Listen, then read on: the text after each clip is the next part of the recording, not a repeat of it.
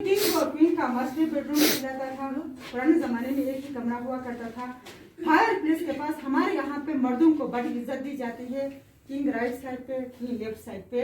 ये fire place था। Fire place के लिए जैसे हमारे घर में हमारे ससुर सास अम्मी अब्बू को, उनके लिए भी ससुर के लिए राइट साइड, सास के लिए लेफ्ट साइड, मदर के लिए लेफ्ट साइड और फादर के लिए लेफ्ट साइड। ये किंग और क्वीन का बेड और वो चिल्ड्रन बेड।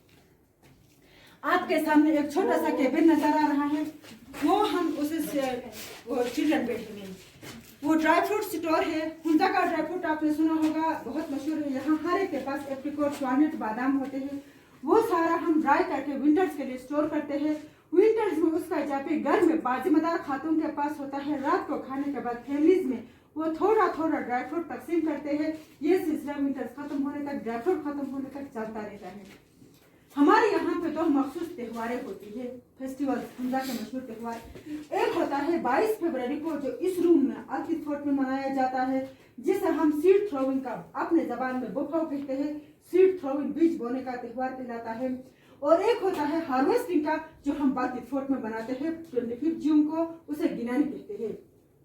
जो 22 फरवरी को हम त्योहार मनाते हैं, उसमें यह होता है कि बादशाह को घोड़े पे बिठा के ताजगांव पहना के एंट्रेंस तक में लोकल म्यूजिक बजती है, ट्रेडिशनल डांस होता है।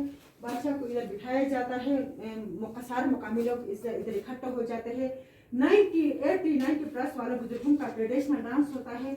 बोफाव का एक अलग स्टाइल है, उसमें वो ट्रेडिशनल डांस करते हैं।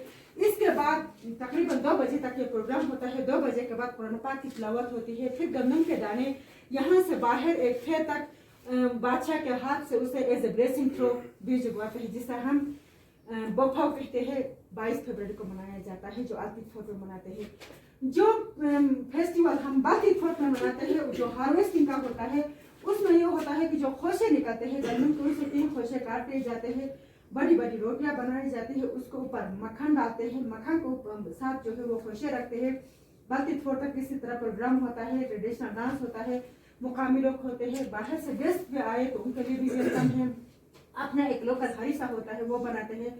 फिर उसके बाद जो है 2 बजे के बाद कुरान पाक की तिलावत के बाद गंदम के दाने निकाल कर बुजुर्ग के मुंह से शुरुआत करते हैं, जिसे हम गिनानी कहते हैं। ये हार्वेस्टिंग वाला बाकिब फोर्ट में मनाते हैं। अभी भी ऐसा होता है? अभी भी होता है। बादशाह कौन है अभी? बादशाह भी रॉयल फैमिली से हमारे है ना, मीर गजनफर अली खान। ठीक है। चलिए जी, बाहर बालकनी जाता था।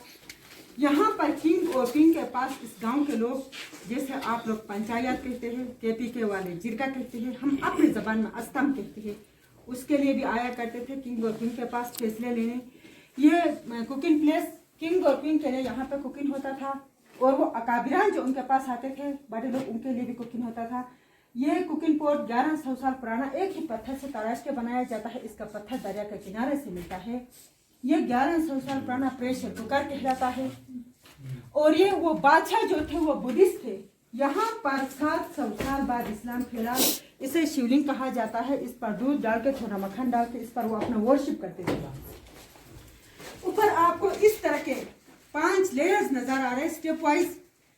बुद्धा के जमाने में उन्होंने 7 लेयर्स बनाए थे। उनका कॉन्सेप्ट था 7 जमीन, 7 आसमान, 7 समंदर। यहाँ से बुद्धिज्म खत्म हो गए, इस्लाम फैला, मुसलमान आए तो उन्होंने 2 काट के 5 बना लिए पंचतंग के नाम पे। और ऊपर रोशनी, ये रोशनी के जो आपको न्यू रूट नजर आ रहा है, 2006 से लेकर 2012 तक इस फोर्ट का रेनोवेशन हुआ है। Renovation AKCSP Khan cultural service Pakistan ने किया है। तो रेनोवेशन के बाद ये न्यू रूट और ऊपर शीशा लगाया है। हमारे बुजुर्गों का, हमारे आबा अजदाद ये कहते थे कि सुबह का रोशनी जो है, सूरज का किरण सीधा कुकिंग प्लेस पर जहाँ पर रसोई जाती हो, वहाँ पे नमूदार हो, तो उस घर में बरकत, खुशियाँ, सुकून नाजिल होती है। हमारे हर घर में आपको नजर आएगा, जहाँ पे किचन होता है, रसोई जाती है, उसको ऊपर ये लाजमी बनाया करते हैं। और ये आपके पीछे एक वुडन बॉक्स, इसके 2 पोर्शन होते हैं। हम इसके एक तरफ आटा स्टोर करते हैं, दूसरी तरफ गंदम स्टोर करते हैं। ये भी वॉलनट के वुड से बनता है। वॉलनट में जो फल होता है वो हमारे बुजुर्ग उसे बड़ा बरकत मानते थे। छोटे से वॉलनट का अंदर ज्यादा जो फल पाते थे, इसलिए वो ये हमें बताते थे कि बताया करते थे, हम जो भी चीज वॉलनट के वुड से बनाए उनमें बरकत पैदा हो जाती है। यह हमारे घरों में अभी भी यूज होते हैं। हम अपने जबान में इसे साहुर कहते हैं, लेकिन इसके 2 पोर्शन होते हैं। हम अभी इसमें आटा स्टोर करते हैं। पुराने जमाने में यहाँ पर रास्ते नहीं थे, KKH नहीं बना था, लोगों के पास जो जमीन होती थी उनमें से सिर्फ जो उनको गंदम मिलता था उनसे पूरे साल के लिए गुजारा करना पड़ता था। इसलिए हमारे बुजुर्ग ये कहते थे कि हम जो भी चीज़ वो नट के उठ से बनाए उनमें साल भर में बरकत पैदा हो जाती है। ये पुराने ज़माने का मेजरिंग बोर्ड, ये भी वो नट के उठ से बना है। हाथ से चीज़ें देना मायूस समझा जाता था। फर्ज करें मेरे पास गंदम खत्म हो गया, आपने इतना दिया है तो इतना ही आपको रिटर्न करना पड़ता था। यह किंग ऑफ किंग के लिए कश्मीर से गिफ्ट था और ये चाइना से गिफ्ट था। और आपके पीछे एक छोटा सा वो नजर आ रहा है कि वो हम इसे अपनी जबान में ईशा कहते हैं, जैसे आप लोग डीप फ्रीजर कहते हैं। डीप फ्रीजर इस तरह हम चीजें ठंड रखने के लिए रखा करते थे। आप उस खिड़की से अंदाजा लगा रहे, वहां से बहुत तेज हवा आती है। इसके बैक साइड पे रिवर है, जंगल है, जंगल से हवा आता था, अंदर चीजें ठंड रहती थी, इसलिए हम इसे ईशा कहते हैं। इससे हम आपको डीप फ्रीजर बताया करते हैं। ठीक है।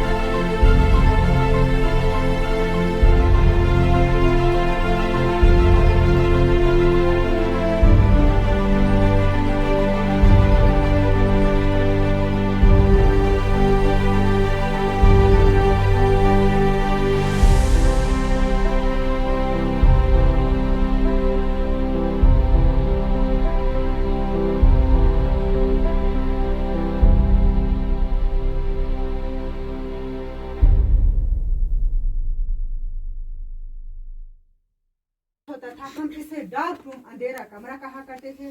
इधर से 200 मीटर तक एक टनल बना हुआ था।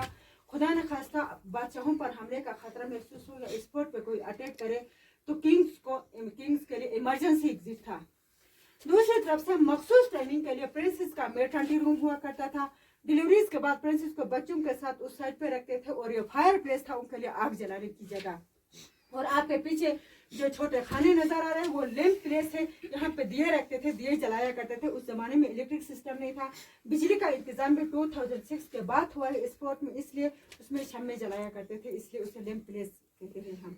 यहाँ बिजली है ये भी फोर्ट में बिजली नहीं है ये भी अभी है 2006 के बाद। लाइट वगैरह नहीं ना अंधेरा नेचुरल लुक नहीं आता उसे। डिस्टर्बेंस है ना यहाँ पे लाइट का ज्यादा मसला है। अभी देखो चलिए जी नेक्स्ट रूम। 40 डेज बाद जब वो यहाँ पहुंचे तो यहाँ गुर्बत का आलम था, कोई स्टेट नहीं था, उनके लिए कोई खास जगह नहीं थी। प्रिंसेस ने उन 130 बारातियों में उनका एक मुंह बोला भाई था जिसका नाम अब्दुल खान कहा जाता है।